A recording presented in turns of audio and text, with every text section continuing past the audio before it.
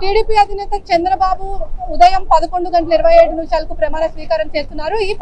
ఈ నేపథ్యంలో ఇటు ప్రధాని మోడీ అదేవిధంగా కేంద్ర మంత్రి అమిత్ షా జేపీ నడ్డా కూడా వస్తున్నారు.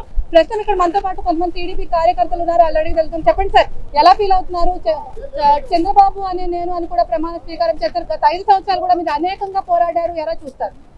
రాష్ట్ర ప్రజలు 5 కోట్ల ప్రజలు, విద్యార్థి యువత, మహిళలు, కార్మికులు, రైతులు, కర్షకులు అందరూ కూడా 5 కోట్ల ప్రజలందరూ కూడా వేలాది లక్షలాది కోట్లాది మంది ప్రజలు కళ్ళు ఎదురు చూస్తూ ఉన్నారు.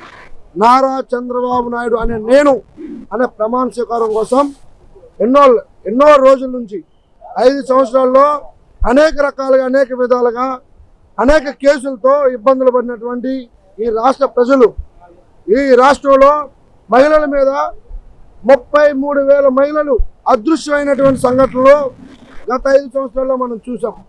మహిళలకు ఈ 5 సంవత్సరాల్లో సరైన మహిళల సాధికారత లేదు, మహిళలకి ఒక భద్రత లేదు. అదేవిధంగా విద్యార్థి యువత వాళ్ళకి గత 5 సంవత్సరాల్లో ఒక మంచి విద్యను అందించడం, మంచి ఉపాధి లేదు, ఉద్యోగాలు ఇస్తానన్నాడు ఇవాళ. ఈరోజు నారా చంద్రబాబు నాయుడు గారి ప్రమాణ స్వీకారం కోసం ఈ రాష్ట్రంతో పాటు 28 రాష్ట్రాల్లో ఉన్నటువంటి ముఖ్య నాయకులందరూ కూడా రావడం జరుగుతుంది. అదేవిధంగా ప్రధాని మోడీ గారు కూడా రావడం జరుగుతుంది, పవన్ కళ్యాణ్ గారు కూడా రావడం జరుగుతుంది. అందరూ కూడా నారా చంద్రబాబు నాయుడు గారి ప్రమాణ స్వీకారం చూసేంత వరకు కూడా ఇక్కడ నుంచి కదిలే ప్రసక్తి లేదని కూడా అందరూ కూడా ఎదురు చూస్తూ ఉన్నారు. ఇక్కడ మనతో మాట్లాడటానికి మహిళలు ఉన్నారు. వాళ్ళు అడుగుతారు, మేడం చెప్పండి, ఎలా ఫీల్ అవుతున్నారు బాబు గారి ప్రమాణ స్వీకారం?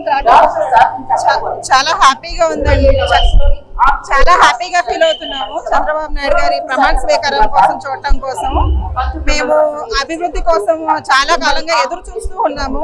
చంద్రబాబు నాయుడు గారి ఆధ్వర్యంలో, పవన్ కళ్యాణ్ గారి ఆధ్వర్యంలో, లోకేష్ గారి ఆధ్వర్యంలో ఇక నుంచి ఆంధ్రప్రదేశ్ అభివృద్ధి బాగా జరుగుతుందని గట్టిగా నమ్ముతున్నాం. గత 5 సంవత్సరాలుగా అనేక ఇబ్బందులు పెట్టారు మహిళల్ని, రోడ్లను కూడా కొట్టారు. ఎలా చూస్తారు? ఒక మహిళగా చాలా బాధపడ్డానండి. ఆడవాళ్ళకి ఇటువంటి అవమానాలు జరగడం చాలా కష్టం అనిపించింది. సరైన నాయకులు ఇప్పుడు వచ్చారు, ఇక ఖచ్చితంగా న్యాయం జరుగుతుంది సామాన్య ప్రజలకే అనుకుంటున్నాను. ఇక్కడ మనతో మాట్లాడడానికి జనసేన నేతలు కూడా ఉన్నారు.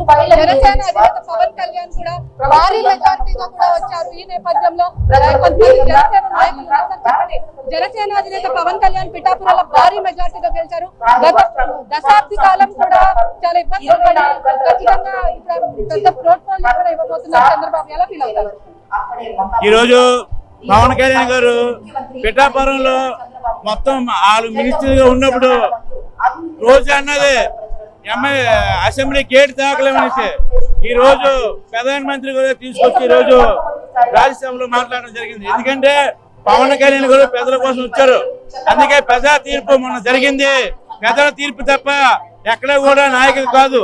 ఎందుకంటే ప్రజలందరూ ఒకటయ్యి ఈ రోజు 164 సీట్లు వచ్చాయంటే ఎంత ఎదురెక్కుతుందో ప్రజల్లో చాలా ఘోరాలు జరిగాయి. కాబట్టి ఈరోజు ప్రజలందరూ కూడా ఒకరికి బుద్ధి చెప్పారు. అదే పవన్ కళ్యాణ్ గారు మనం చెప్పడం ఏమిటంటే మనం వ్యక్తిగతంగా వెళ్ళకూడదు, ఎవరి మీద కక్షలు సాధించకూడదు, పాలన చేయాలని చెప్పేసి పవన్ కళ్యాణ్ చెప్పారు. ఏ నాయకుడికి సాధ్యం కాదు. ఎందుకంటే గెలిచిన తర్వాత ఏదో మాట్లాడతారు, కానీ పవన్ కళ్యాణ్ గారు మాట్లాడద్దు. ఈ రోజు ఏదైతే ప్రజలు మనం గెలిపించారో వాళ్ళందరికీ మంచి చేయాలని చెప్పేసి పవన్ కళ్యాణ్ చెప్పడం జరిగింది.